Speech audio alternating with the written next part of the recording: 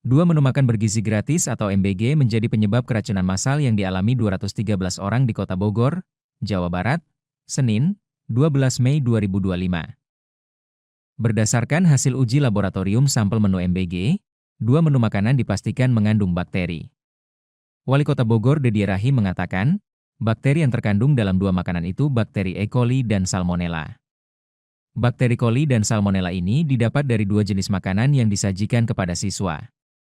Bakteri ini akhirnya menyebabkan 213 siswa mengalami gejala keracunan mulai dari muntah-muntah sampai diare. Untuk makanannya sendiri yakni telur ceplok saus barbecue dan tumis tahu tauge. Telur sendiri dimasak pada malam hari dan didistribusikan kepada siswa pada siang hari. Makanan ini dimasak di dapur Sekolah Bosowa Bina Insani Kota Bogor. Sebanyak 13 sekolah dilayani oleh dapur Bosowa ini. Deddy belum memastikan apakah kesalahan terjadi ketika proses memasak atau proses distribusi makanan hingga dikonsumsi. Meski demikian dapur Sekolah Bosowa Bina Insani Kota Bogor masih beroperasi untuk memasak dan mendistribusikan MBG. Dapur ini beroperasi dengan pengawasan ketat dari Badan Gizi Nasional atau BGN.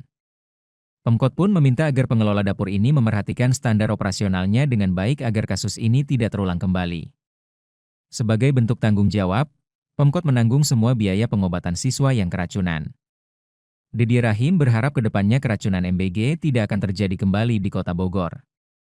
Dapur-dapur MBG yang beroperasi di Kota Bogor harus memerhatikan standar operasionalnya dengan baik. Saya menerima hasil pemeriksaan dari Labkesda Kota Bogor terkait beberapa sampel pemeriksaan antara lain ya, sisa makanan yang pada saat kejadian terjadinya keracunan itu masih tersisa. Yang pertama ada mulai dari nasi, kemudian ceplok telur, kemudian juga tahu dan juga toge tumis, serta beberapa bahan lainnya. Nah, dari hasil pemeriksaan lab yang sudah kita lakukan kurang lebih hampir 4 hari terakhir, karena menunggu proses pengayaan dari bakteri ya, kalau tidak salah begitu ya, saya tidak terlalu paham soal medisnya, tetapi hasilnya menunjukkan bahwa beberapa bahan itu ternyata mengandung bakteri coli dan salmonella. Ya, bakteri coli dan salmonella ini didapat dari dua jenis makanan yang disajikan kepada siswa yang mengakibatkan lebih dari 200 siswa terdampak. Nah, jadi itu yang bisa saya sampaikan terkait dengan hasil pemeriksaan laboratorium. Nah, untuk pemeriksaan lainnya tambahan berupa air juga kita periksa, kemudian juga ada pemeriksaan langsung kepada tubuh ya dari siswa yang harus kita periksa lebih mendalam, itu hasilnya mungkin baru kita peroleh sore ini. Nah, tetapi kesimpulan sementara yang bisa kami sampaikan di sini bahwa telah terjadi pendistribusian makanan yang mengandung bakteri coli dan juga salmonella yang kami duga ya, atau dari hasil lab itu memang sampelnya kami peroleh dari SPPG bersangkutan.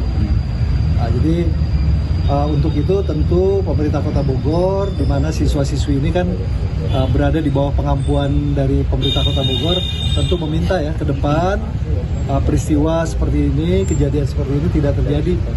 Kemudian kita juga meminta mungkin SOP-nya lebih diperketat lagi, dan termasuk juga pengawasan. Jadi jangan kemudian dianggap sepele, karena ini betul-betul kalau menurut kami ini sesuatu yang sangat serius, mengingat pada saat terdampak ya, pada saat anak-anak ini terdampak dengan adanya dugaan keracunan makanan, maka pemerintah Kota Bogor harus ikut serta terlibat terutama di dalam penanganan medisnya. Kami mengeluarkan kondisi KLB atau kejadian luar biasa pada hari Kamis adalah bertujuan untuk memastikan bahwa pembiayaan medis di rumah sakit seluruh Kota Bogor itu bisa ditangani melalui anggaran APBD Kota Bogor.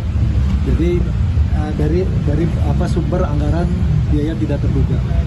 Artinya ini memang jadi tanggung jawab kita bersama, ke depan harus kita perbaiki dan jangan sampai terjadi lagi. Karena ini betul-betul kalau menurut kami sih ini harus menjadi perhatian dan concern kita bersama. Pak, izin Pak, kalau untuk bakteri coli salmonella ini dapatnya dari mana Pak? Yang pertama dari ceplok telur yang dipakai bumbu barbeque, ya, yang menurut data yang kita peroleh memasaknya itu kurang lebih di malam harinya, ya, dan kemudian didistribusikannya baru di siang harinya.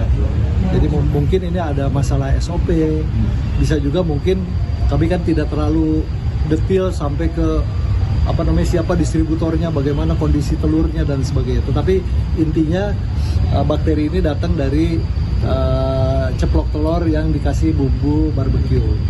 Kemudian yang kedua ada tumis tahu dan toge yang juga terindikasi mengandung salmonella.